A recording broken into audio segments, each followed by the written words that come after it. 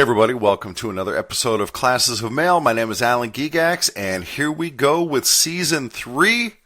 We are going to be reading from the M-39. We're going to be holding some management accountable up in here, learning what they are supposed to be doing, just like they know what we're supposed to be doing. And boy, we are going to turn the tables on management. We are going to learn, and we are going to make ourselves discipline-proof, and we are going to equalize the balance of power in these stations, and I cannot wait. So, we are going to get started with the M-39. We're going to go right from the beginning. This whole document on my tablet is only 174 pages, so it's way shorter than the JCAM was, and I probably won't read all of it, but it may get a little bit longer because I'm going to read this with commentary. So, we will get started, and we'll see how it goes. We're going to start right with Section 1, the Administration of City Delivery Service, and Part 1 is the introduction.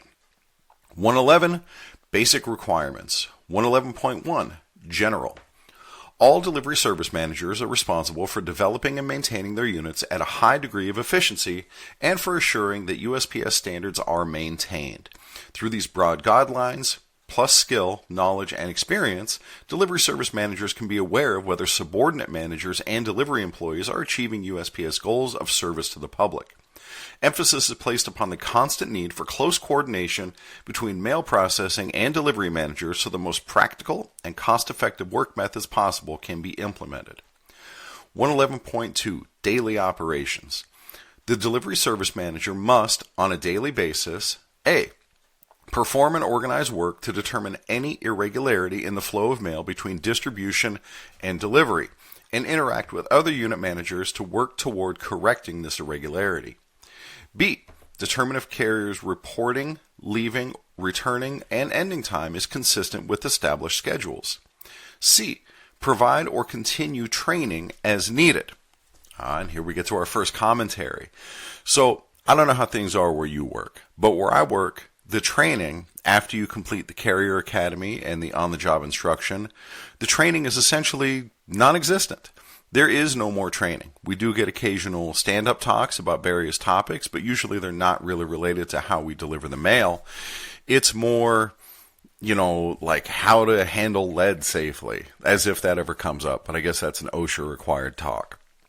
Or how to do, send more leads to Customer Connect, stuff like that. But the nuts and bolts of delivering the mail, it's totally neglected. And I don't think you'd find anybody at the post office, from carriers to management to postmasters, who think that carriers wouldn't benefit from additional training. And here it is right in the front of the M-39. Provide or continue training as needed. What are they going to say? It's not needed? And I've brought this up to our local postmaster that, hey, we really should have some sort of continued training course or refresher classes. And they're always like, oh yeah, that's a really good idea. We really need that. But it doesn't happen. Well, here it is right here in the M-39. Yeah, that is something that is supposed to be done.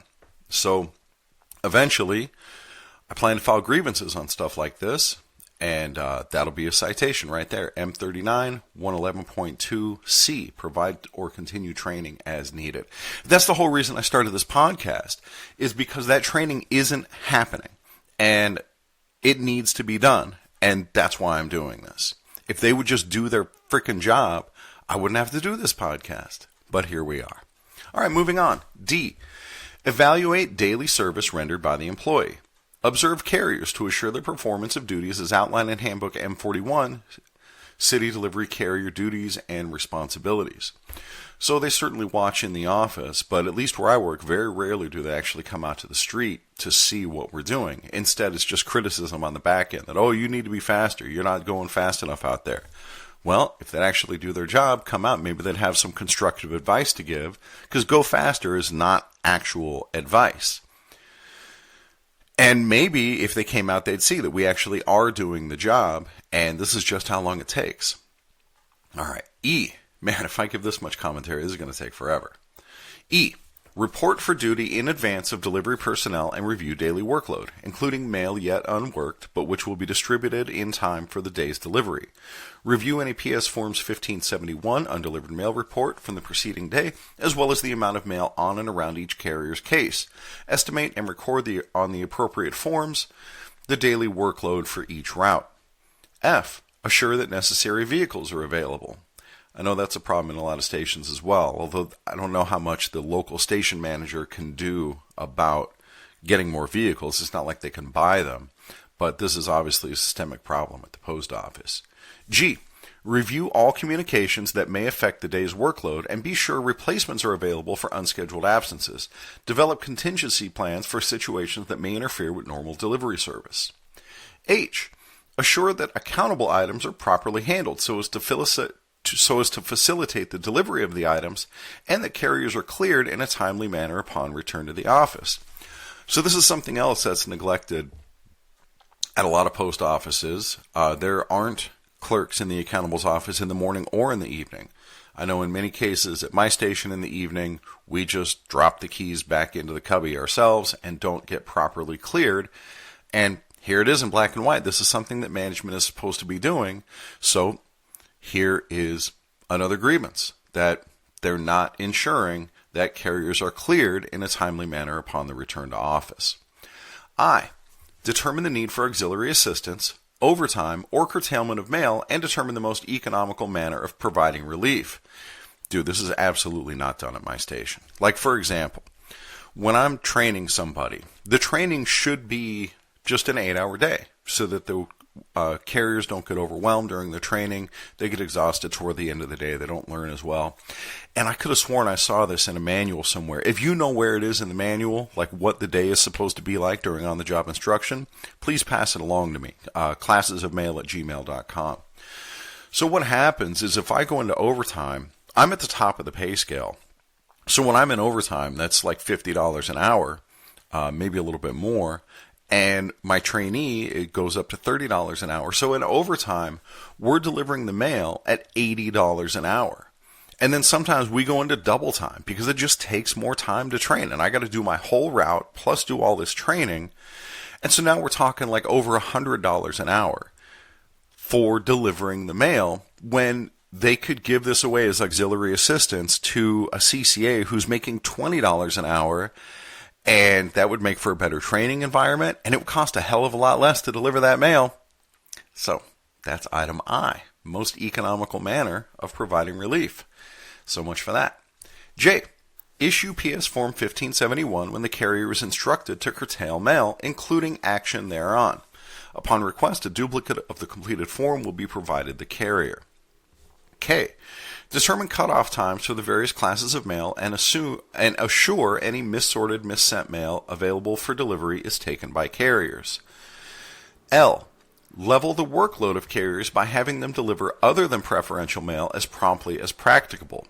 Identify and manage mail in order of classification, type, and sequence of receipt. Just as a reminder, the preferential mail is like first-class mail. I have a whole episode devoted to the classes of mail. It's the UBM episode. Non-preferential mail is standard, nonprofit, marketing, bound printed matter. Everything else is preferential mail.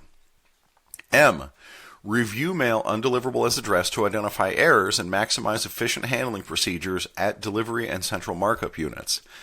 I find it very unlikely that supervisors and managers are taking the time to go through the carrier endorsed rack and to look at that undeliverable mail. Seems unlikely to me. Maybe it happens at your station. N, maintain delivery unit control of mailing list services as provided in Postal Operations Manual 825.1 and Domestic Mail Manual A910.1.4-1.5. Also in Handbook M41, City Delivery Carriers Duties and Responsibilities 123.1. I don't know about the mailing list services. I don't know what that is.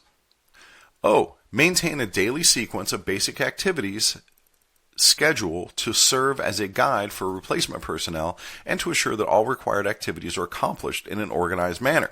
Okay, credit to my supervisors. At my station, we have what's called the City Carrier Flow Chart, where it goes through the whole day, and it says item 1 is you meet for the morning stand-up, then 2, you go to your vehicle to do your vehicle check, 3 is do a vehicle repair tag if you need it, then you go directly to your case and start casing, and all this stuff is laid out. So credit to them for at least doing step O. P, maintain sort scheme for delivery zones in the unit as per local delivery point sequence procedures. All right. Q, maintain the data collection devices and supporting infrastructure. Make sure all data collection devices are in working order and information is downloading properly. I don't know about you guys, but the life on our scanners at my station is starting to run out, and it was a real battle to try to get more batteries. My scanner just recently started crapping out at about 5 o'clock every day, and it still showed that I had plenty of battery life, but the scanner was dying. It would keep on wanting to restart, and then whenever I'd go to scan something, the restart screen would pop up, and it turns out it was just a dead battery. Even though it was showing that I still had like 60% battery left, it was the battery that was the problem. I'm guessing that it was like a voltage issue. I really don't know. But the new battery did seem to address that. So this is something that management is supposed to stay on top of. And if you want to force the issue, this is what you cite. This item Q here, it was 111. Let me scroll back up. 111.2 Q. They got to keep that stuff maintained. Next, 112, type of routes. 112.1 delivery, 112.11 business route. A foot or motor, this looks like just definitions. A foot or motorized route on which 70% or more of the possible deliveries are business establishments. 112.12 residential route. A foot or motorized route on which 70% or more of the possible deliveries are residential. And 112.13 is a mixed business and residential route, which is a foot or motorized route on which 30 to 69% of possible deliveries are business establishment. This may include a route on which business and residential deliveries are made on the first trip and the business area only is served on a second trip. To determine percentage, consider total possible deliveries, counting business establishments only once. 112.2 collection. Okay, so I don't really need to read through this. This is definitions for different types of collection route, whether it's business, motorized, residential collection, and so on. So if you're interested to know the proper definition of your collection route, you can go into 112 and read that. That's fine. All right, so now we have the definitions in 113 for the types of delivery. 113.1 is foot route. A city delivery route served by a carrier on foot. A bicycle or other conveyance used solely as transportation to and from the route does not affect the status as a foot route. 113.2 curb line motorized route. A motorized city delivery route on which 50% or more of the possible deliveries are made to customer mailboxes at the curb. 113.3 bicycle route. A city delivery route on which a bicycle is used to deliver the mail. In the Carrier Academy in Module 1, they show a carrier delivering the mail on a bicycle, and it's got like these two baskets on the front, or maybe it's one, but they put their mail in the basket. And the picture in the Carrier Academy, I guess, comes from the Phoenix area, where they'll actually attach the bike on a rack to the LLV and then go out and deliver the route. And it's essentially delivered like park and loop, but the houses are far enough apart that it's more efficient to ride a bike from one house to the next. So that's kind of interesting. I would be keen to make delivery like that, but I bet it gets old after a while. 113.4, park and loop route. That's what I have. A route that uses a motor vehicle for transporting all classes of mail to the route. The vehicle is used as a movable container as it is driven to designated park points. The carrier then loops segments of the route on foot. 113.5, dismount route. A city delivery route on which 50% or more of the possible deliveries are made by dismount delivery to the door. Vertical improved mailroom, neighborhood delivery and collection boxes, NBU, delivery centers, etc. If the dismount deliveries are less than 50% of the total possible deliveries of a route, the route will be classified as per the majority of the type of delivery, such as curb line, park and loop, etc. Next, 114, city delivery area map. 114.1, each unit must have a map of the zip code area served. Side note here, whenever it says must, that means must. And so if your delivery unit, if your station does not have something that it says it must have, well, that's a grievance. You should be trying to get that done, right? It's time to turn the tables and start holding management accountable. And that is what Season 3 is going to be about. All right, so getting back to 114.1. Again, each unit must have a map of the zip code area served. Show the boundaries of each route using street names or numbers to identify each route by number. If desired, use different colors to show each route.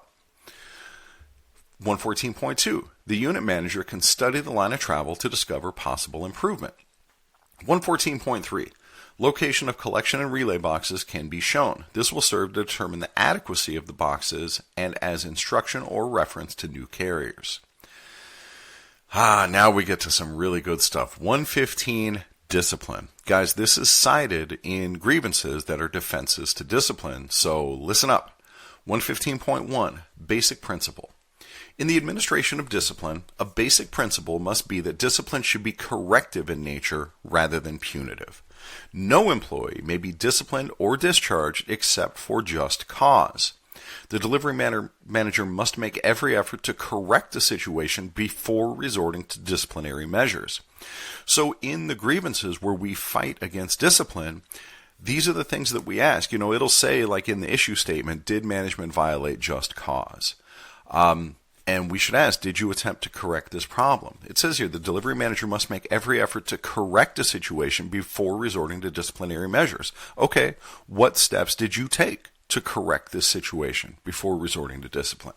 And if they can't show the steps that they took, then the discipline should be thrown out because it did not justify just cause.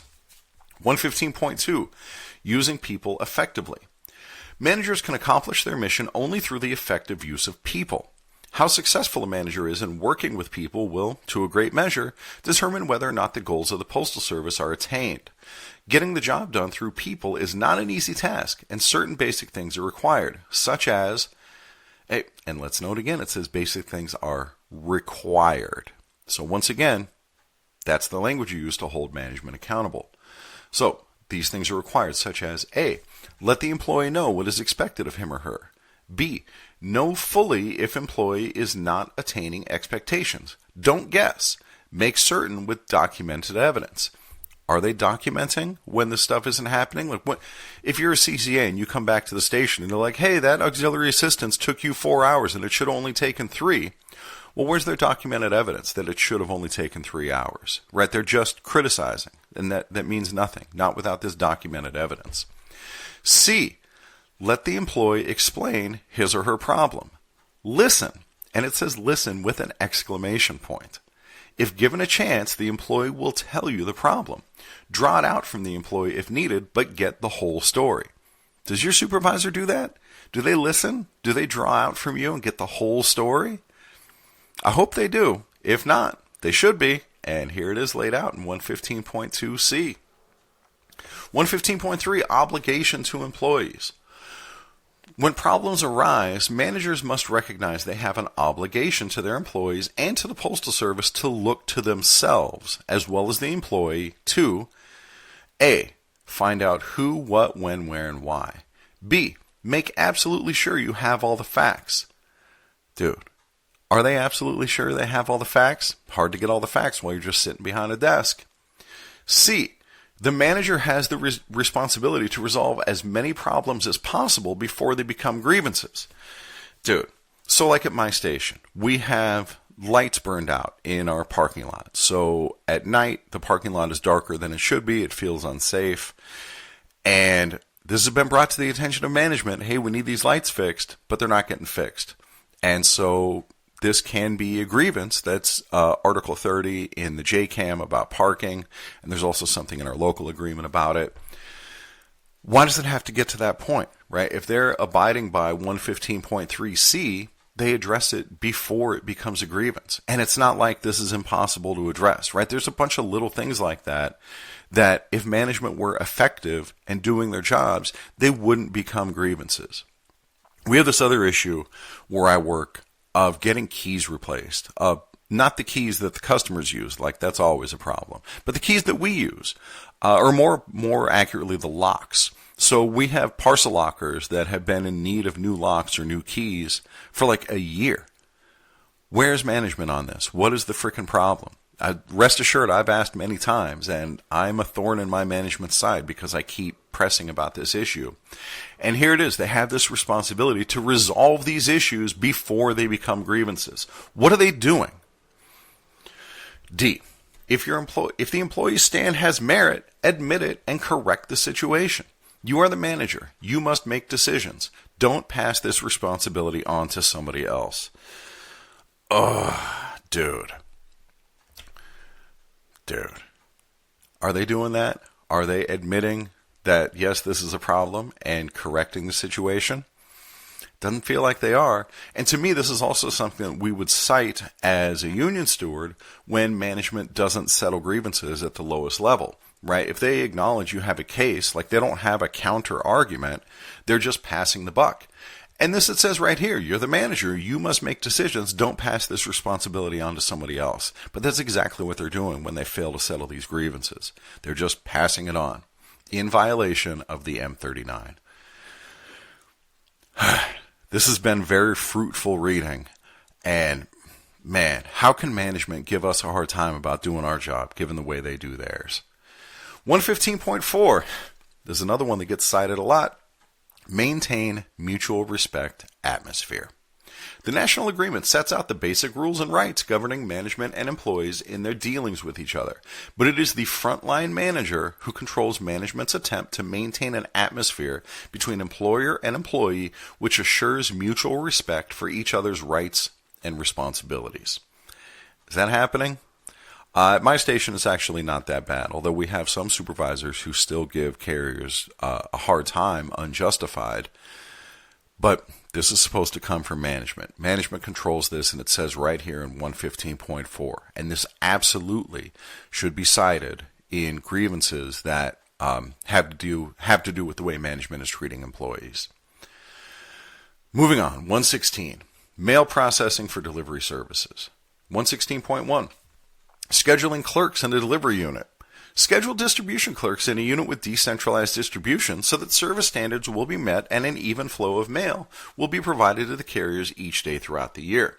Schedule the accountable clerk to avoid delaying the carrier's departures in the morning and for clearance of carriers on their return to office.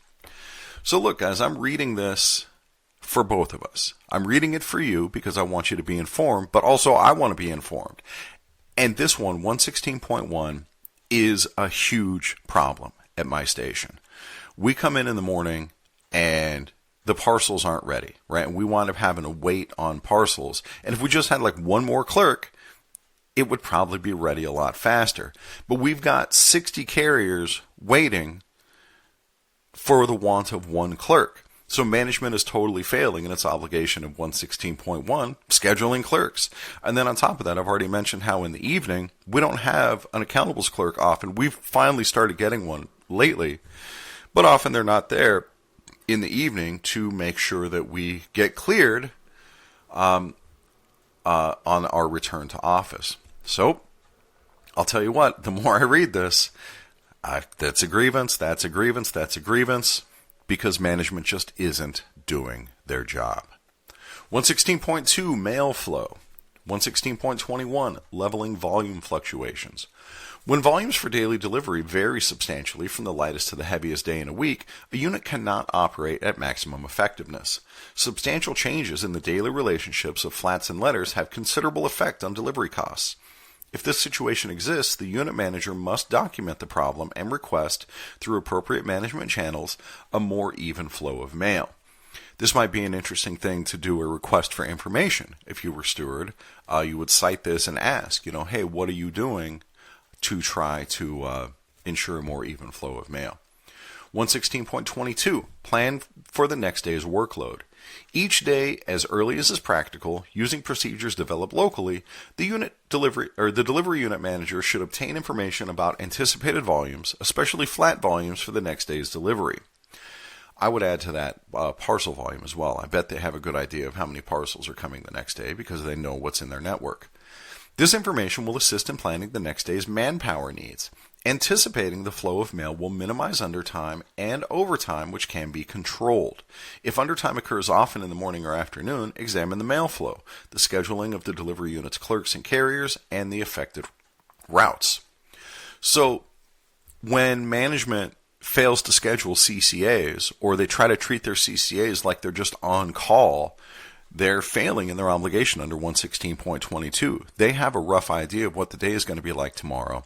And so if they just schedule every CCA as off unless called, or they schedule CCAs as just on and then they call them off, that violates 116.22. They should be planning and actually scheduling who they're going to need. It's also cited elsewhere that CCAs are supposed to have a schedule and they're not on-call employees. And so this just adds to that requirement that, management's supposed to actually frickin' schedule. 116.3, receipt of principal letter dispatch. Carriers should not sweep distribution cases upon returning for work. Rather, they should proceed directly from the time recorder area to their cases and without delay begin casing mail which is already at their cases. This is for places that have like expedited preferential. Well, mail comes in the afternoon and you wind up casing when you get back to the station. The following priorities have been established for various procedures by which the first receipt of mail from the distribution unit reaches the carriers. These procedures are listed in the order of decreasing cost effectiveness. And there's a list here. I'm going to guess that most stations do not do the expedited preferential where the mail comes in the afternoon and you case at the end of the day. If that does happen at your station, then I would just direct you to 116.3, but I'm going to go ahead and skip all these steps. 116.4, receipt of morning closeout dispatch. When mail is distributed elsewhere for a delivery unit, the morning closeout dispatch is typically very light and is received loose in trays or tied in bundles. If mail is trayed separately and is identified for each route, it should be taken to the carrier's cases. Otherwise, carriers may obtain it from a central point, except that delivery point sequence mail will be handled in accordance with the DPS procedures established for each unit. 116.5, receipt of principal flat dispatch. 116.51, preferred procedure. Flat mail, faced and loose in trays, is placed at the carrier's cases so the carriers can put a tray on the case ledge and sort directly from the tray, picking up approximately 6 inches of flats at a time. 116.52, second priority. Flat mail, faced and loose in trays and identified by route number, is placed as close to the carrier's work area as possible where carriers can readily obtain them. If empty trays will be needed later, they may be stored under the carrier's case. 116.53, third priority. Flat mail, faced and loose in hampers, is placed as close to the carrier's work area as convenience permits. 116.54, fourth priority. Flat mail, faced and loose packed in bundles identified by route number is placed at the carrier's case. After the ledge is loaded with tied bundles, the bindings are removed. 116.55, fifth priority. Flat mail, faced and loose, packed in number 3 sacks, is placed as close to the carrier's case as possible. If empty sacks will be needed after casing, they may be stored under the carrier's case. And 116.56, sixth priority. Flat mail, faced, tied in bundles, and loaded in sacks for each route is placed close to the carrier's cases. 116.6, carrier withdrawal of letters and flats. Carriers may be authorized to make up to 2 withdrawals from the distribution cases prior to leaving the office, plus a final cleanup sweep to include delivery point sequence mail as they leave the office. So this is the idea behind the hot case, where you're supposed to come in and immediately go to your case and start casing before you go to the hot case, so that eliminates multiple trips to the hot case. Then after you finish casing your mail, then you go to the hot case. You'll drop off any mail that's not yours in the throwback case and pick up your mail from the hot case.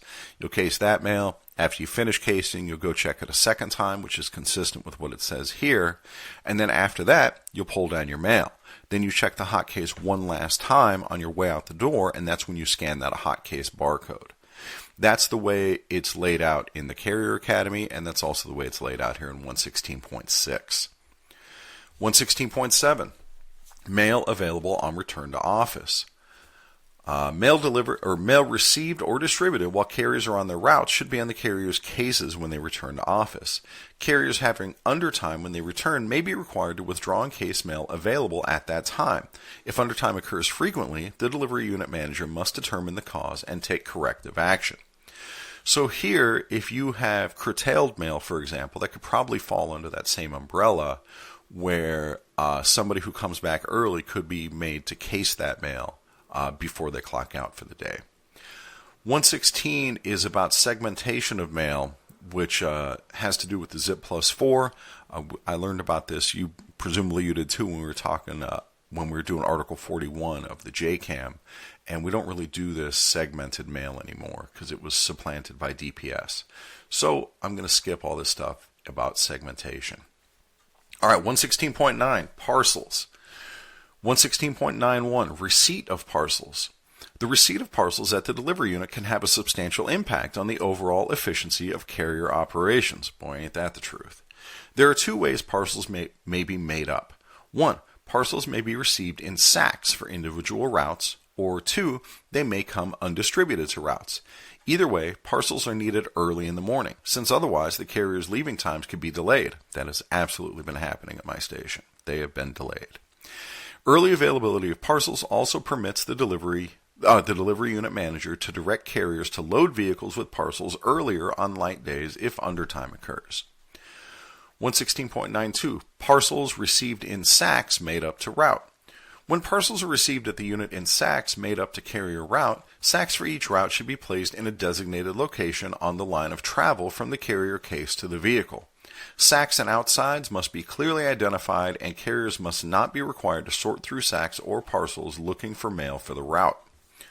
116.93, parcels distributed to routes at the unit. If parcels are being distributed at the delivery unit, they may be sorted directly into hampers identified by route numbers. That's the way they do it at my station. The use of large enough hampers will permit the carrier to put other mail on top of the parcels and make one trip to the vehicle. So maybe you have a problem at your station where your parcel hampers are continually overflowing. So you could cite this 116.93 as an argument for why you should be given like a wire cage, or I don't know what they call those, but the big like metal wire ones instead of a hamper, so that management can abide by 116.93. 116.94, undistributed parcels at the unit. Whether or not parcels from early dispatches are received, distributed to routes, or distributed in the unit, some undistributed parcels may be included in the closeout dispatch. These parcels are to be worked and placed with the other parcels for each route. If the late arrival of parcels causes operating difficulties, the delivery unit managers must use appropriate channels to inform mail processing managers of the need for advancing the arrival of parcels at the delivery unit. So this is another issue at my station where the parcels have been arriving late, and so I would ask, have you, like, let's say management is going to push back our start times, which I fear may be going to happen because of this delay waiting for parcels. So before they take the drastic step of pushing our start time back from 8 o'clock to 8:30 or even 9 o'clock, I'm going to ask them, well, did you do what it says to do in 116.94? Did you go through the appropriate channels to tell them that we need these parcels earlier? If not, then they're failing in their obligation, and that may be an avenue to at least throw a question onto whether or not they should have moved up our start times. So again, I'm learning this stuff at the same time you are, and I hope that this is as eye-opening for you as it is for me, that management has these obligations that they're supposed to meet.